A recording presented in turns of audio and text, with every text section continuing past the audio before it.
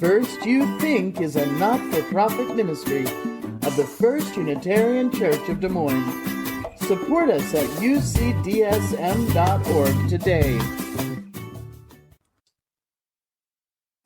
I want to call your attention first to two relics from over a century ago that we have.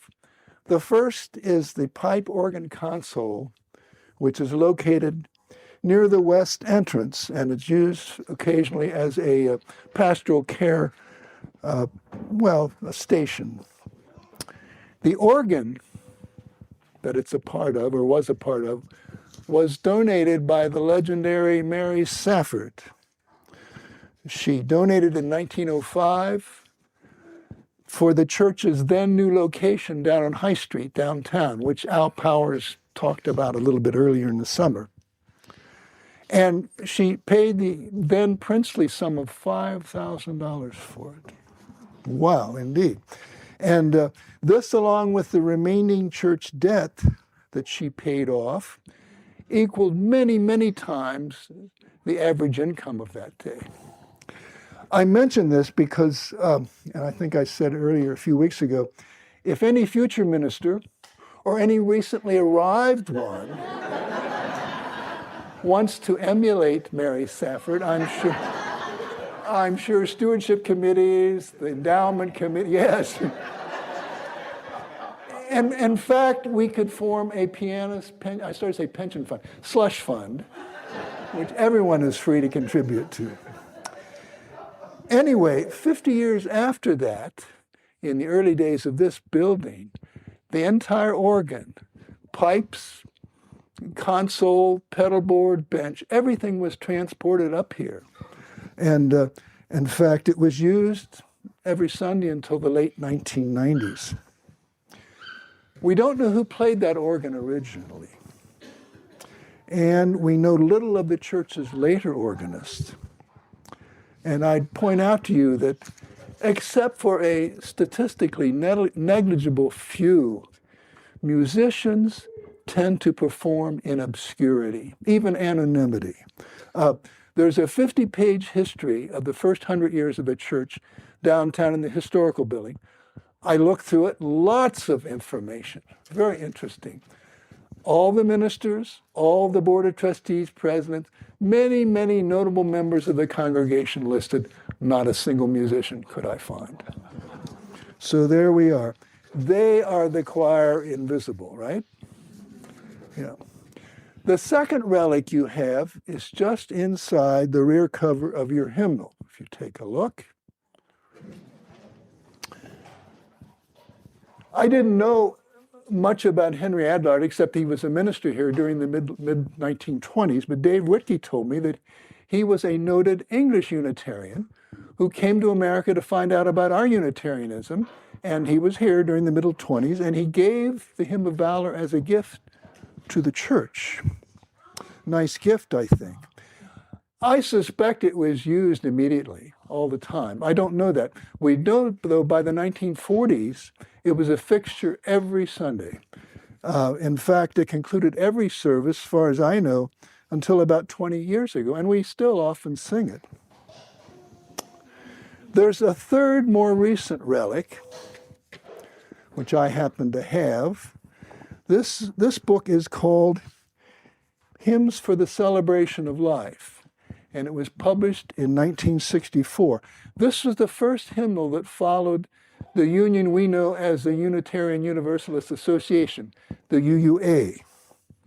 Interestingly, though, the two U's had gotten together a quarter century before that union, in a joint publishing venture titled Hymns of the Spirit. And among the people putting that together was Curtis Reese, our former minister of humanist fame. It's occurred to me that given the really unprecedented proliferation and fracturing of musical types today, and each of us has access to all of them. If you have a smartphone, even if you don't, you can get to these things. given the fact that musical tastes are so individual now, more than ever, maybe the music that we Des Moines Unitarians can most agree on, our most popular music, is what we sing together on Sundays, what we call hymns. The noted UU musician Jason Shelton contends that hymns reflect the changing landscape of beliefs and values in our denomination's development. Incidentally, Jason Shelton is responsible for a little bit of music that you all seem to relish and I feel overexposed to. See if you recognize this.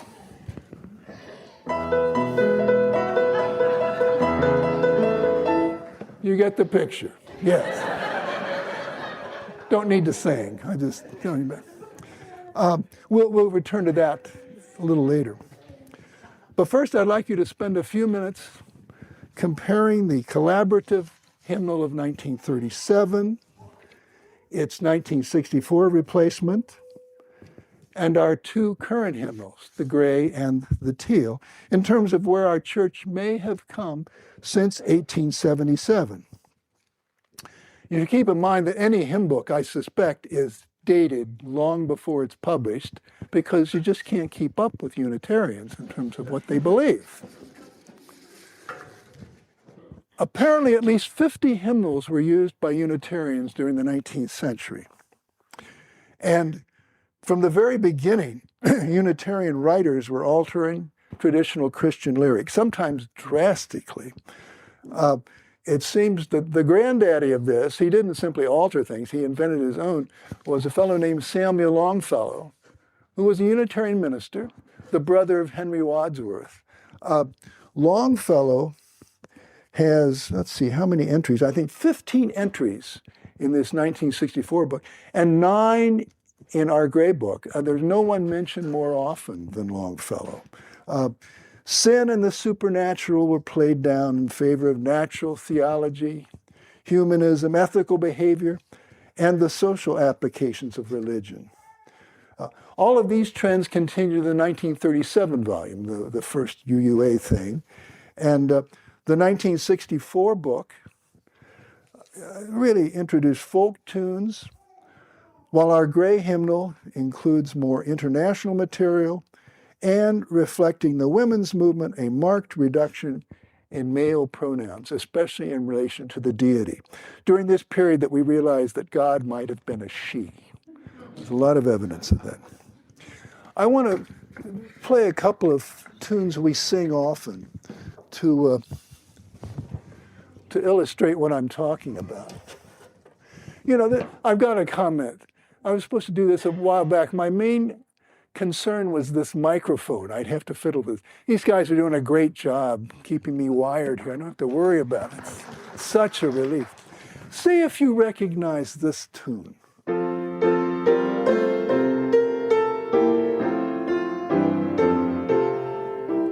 How many of you grew up singing that? Wow. And what were the lyrics? What were the words? Anybody? Joyful, joyful, we adore thee. Which apparently, I mean, the tune, of course, is from the Ode to Joy in the Ninth Symphony by Beethoven. And around the turn of the 20th century, 1900, these words that you grew up with were attached to the Beethoven tune. Joyful, joyful, we adore thee, God of glory, Lord of love. Thou our Father, Christ our brother, etc. This was in the 1937 Unitarian volume. In 1964, these lyrics were retained fully, plus a more humanistic, futuristic version titled The Parliament of Man, which said, not in vain the distant beacons, forward, forward, let us range, that kind of thing.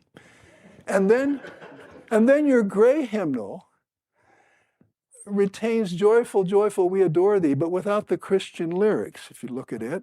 And there is a humanistic, futuristic version, the Parliament of Man, in there too. And then, for some reason, I think it's interesting, there is a version that has the original Schiller lyrics from the Ninth Symphony, 2 verses in English and then 2 verses in German. It's very interesting. It's definitely there. So there's been some evolution in terms of the use of that tune. I want to read you the lyrics from another hymn, and you may know this one too. Love divine, all loves excelling, joy of heaven to earth come down. Jesus, thou art all compassion, pure unbounded love thou art. It's an old Wesleyan hymn. This was in 1937 to a particular tune. And then in 1964, we had a different version. Hail the glorious golden city, pictured by the seers of old. The golden city idea. And then in our gray hymnal, we have 3 versions. Yes. Hail the golden cities was retained fully. And then we have a pacifist version that says, years are coming, speed them onward, when the sword will gather rust. And a 3rd version, a nature version, which says, earth was given as a garden, cradle for humanity. I want to play let's see. I want to play this tune for you. See if you recognize it.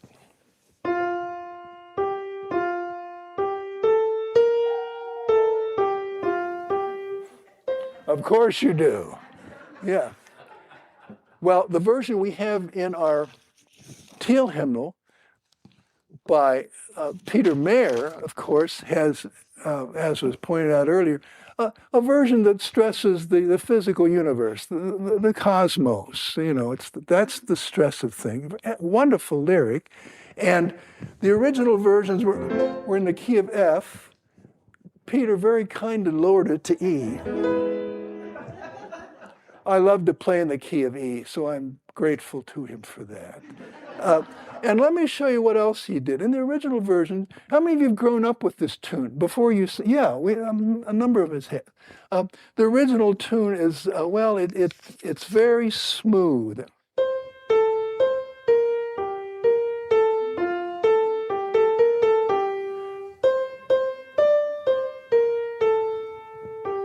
As you know, Mr. Mayer, let me get in the key of E.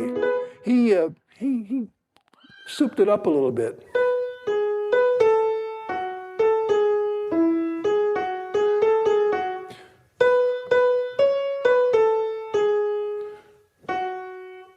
I remember when I first played this in church, it was so unfamiliar, and you all were singing it the way it was written. I said, what are they doing?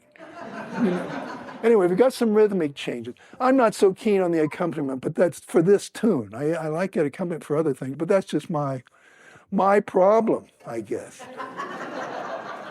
Now, in terms of hymns, some things seem too good to change. Notably, what was earlier on called Negro spirituals, mostly from the 19th century, but from the early 20th.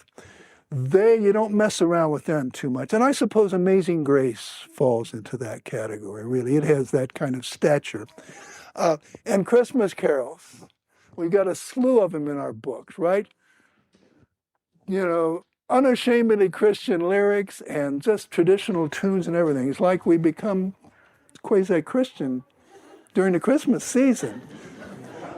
I want to point one other attention to you. Take a look at page 200.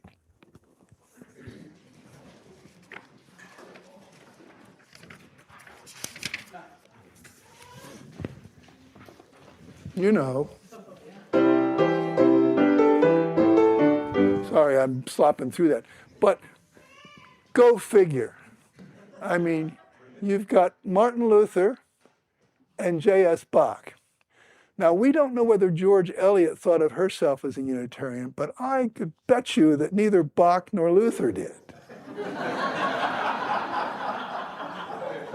And yet we have this, this version retained. I should mention that originally Luther had 4 stanzas, and the middle two, one of them talks about devils and the other talks a lot about Jesus. Whoever put this book together has cut those out. We just have the first and fourth stanzas.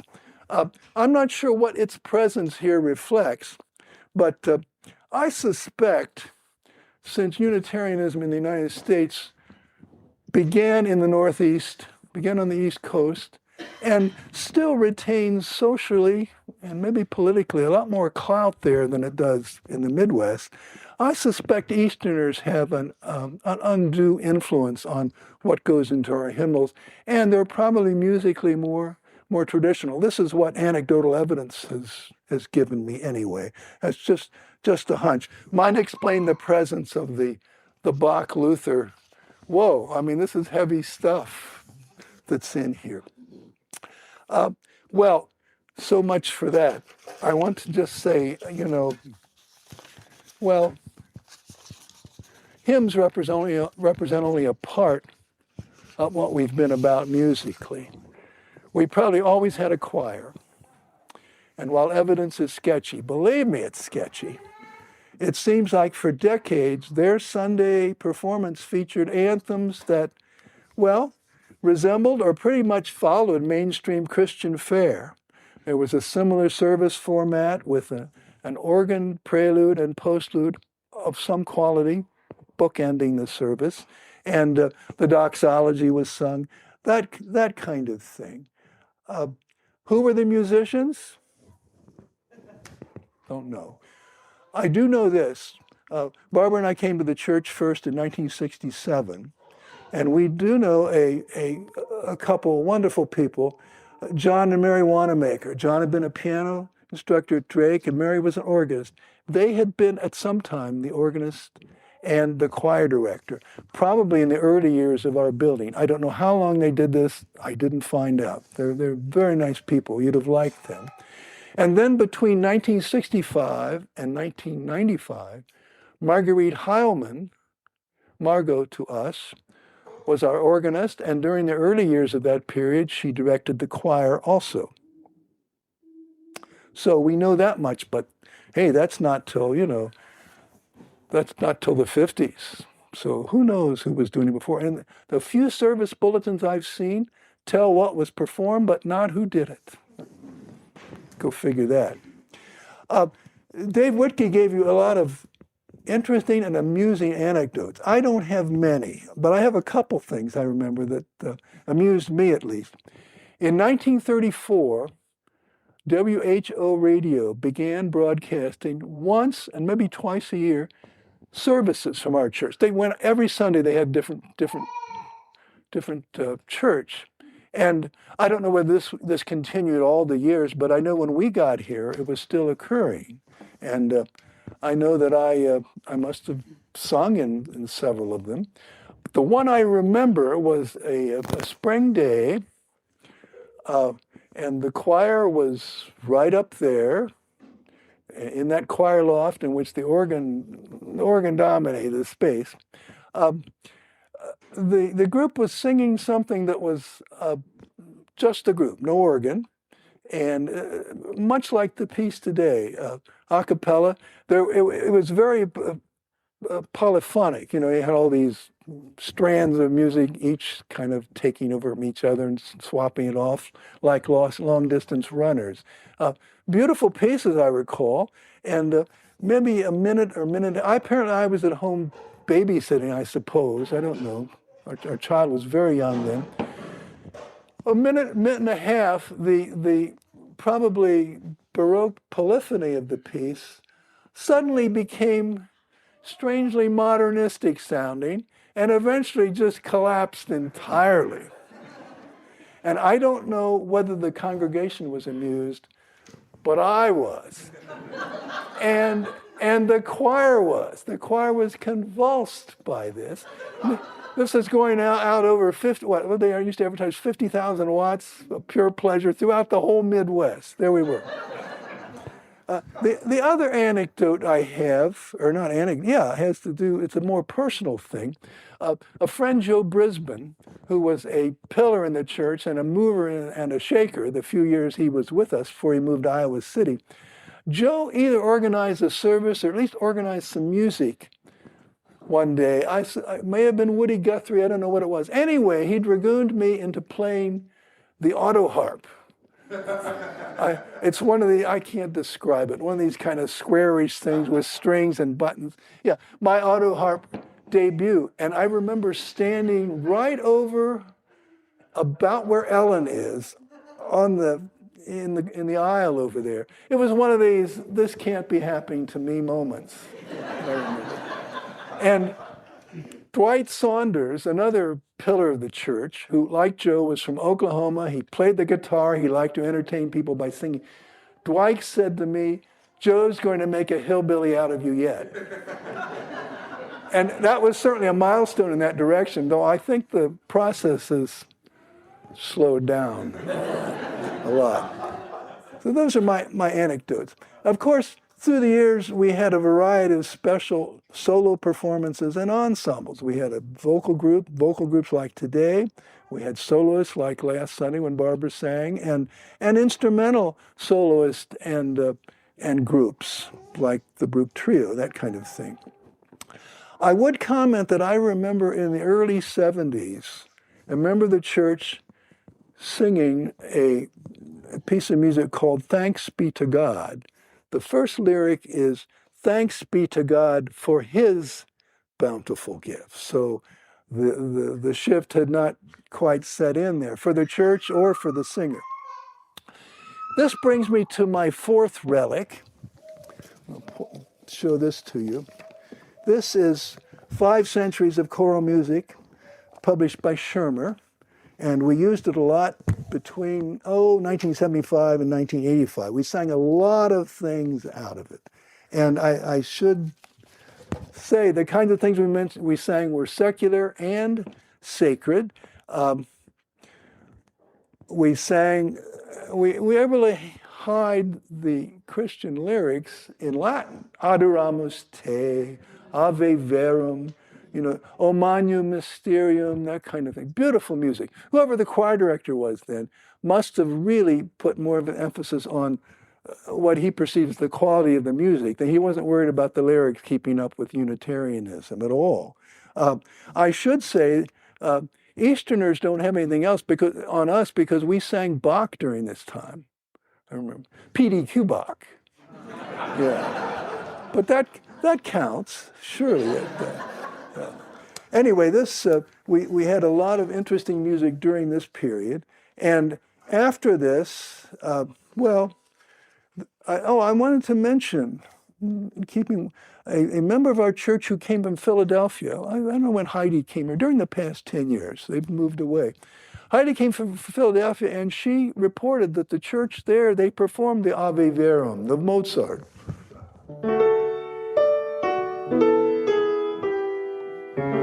It's beautiful, beautiful. The point being, again, that this sort of thing still flew quite easily in the East, whatever its fate here. We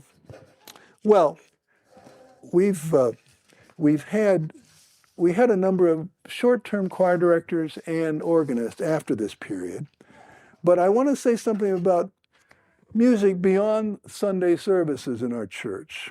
In 1939, a mother-daughter vocal, piano, classical recital was given. In 1957, there was a cello recital. In 1958, there was a Shakespeare festival on this stage, and if there were comedies, there has to have been some music of some sort. On the 100th anniversary of our church in 1977 celebration, Harvey Harrison sang The Impossible Dream. When Margot Hauman retired in 1995, Barbara sang Bernstein's A Simple Song, and Carl Staplin, the organist at Drake, gave a mini recital. And in 1996, there was a classical recital by Kelly Patterson. And every ministerial installation, of which there were many, we've had music. Al mentioned the drama workshop being housed here. I know there were musicals in this building, perhaps on this stage by the drama workshop. I remember Man of La Mancha, Jesus Christ Superstar, and Mar Assad. And finally, I want to mention more than once, I think 3 or 4 occasions, the local musicians union sponsored a jazz festival right here on Sunday evenings featuring local musicians who performed. It was great fun. And one of the things I remember about it, I played some, and I remember looking out. People were sitting on these windowsills. The place was packed. I mean, it was a very enthusiastic, wonderful event. Everyone was pleased except the fire marshal, which I suspect is what put an end to it, because there was no way of policing attendance. Very quickly, the past 20 years, we've had our first musical director, Barbara Martin, followed by our second, Moira Liu. We've had an occasional children's choir. We've had a youth choir. The young people, with Karen heading up the music, did Homeroom the Musical, which includes Hannah Notch. If you want to see Hannah when she was in junior high school, I've got the DVD. And there have been other stage musical comedies, mostly in connection with Amos. These were Amos fundraisers, 5 or 6 of them. I was reminded of the first by the death of Tom Lehrer, because we did the review Tomfoolery, which was great fun, great fun. During this time, we'd had a dramatic growth in the adult choir. They would never fit up there today, no way. And under Karen, this growth has continued even despite the pandemic, which I think is very impressive. The choir has continued to the kind of secular humanist direction and toning down explicitly Christian and theistic material. But I want to tell you about one exception. Something slipped through, which I loved. We sang an anthem, it was beautiful, that began with the phrase, "Hail Mary." And it didn't say, "Hail Mary, full of grace," but it extolled the wonders of this woman, this Mary, in this tune. Ave Maria, essentially. I wouldn't want those lyrics changed, because it was a lovely piece of music. And a quick check with a member of the choir who I knew had a Catholic background kind of reinforced my thought about what was going on in this piece. This was a throwback, and I'm glad we can do this personally. I thought it was a wonderful piece. Thought I'd mention that. We've had a bell choir founded and led by Karen. We've had progressive voice series, very successful, thanks to Louise and Doug. What else? We've had intergenerational talent shows and coffee houses, lots of music here. Finally, I want to mention the Teal hymnal, because it's added to our folk repertoire, more international, more complicated rhythms, and music from world religions, plus blues, jazz offerings, much more emphasis on you composers. You get your Teal hymnal sometime and read the foreword to it. I mean, they had 1,500 entries. This is quite a thing to put together. I understand there's a new virtual hymnal that's being touted. I've seen the contents. I run a report. This remains, one version of this. No more Bach and Luther, though. They've scratched that, so, okay. I have no more to report on our church's music, except that it has mattered a lot in the past, and I think it matters a lot today, and it probably will in the future, too. So I want to thank Bill for helping me arrange this, organize this, and Sarah for leading the singing, and the technician, yes, keeping me honest up here. One other thing, there was loose talk a few weeks ago about a high denomination piece of currency being placed on the stage. You've been a wonderful audience. I think we'll put that on your tab, okay? Thank you so much.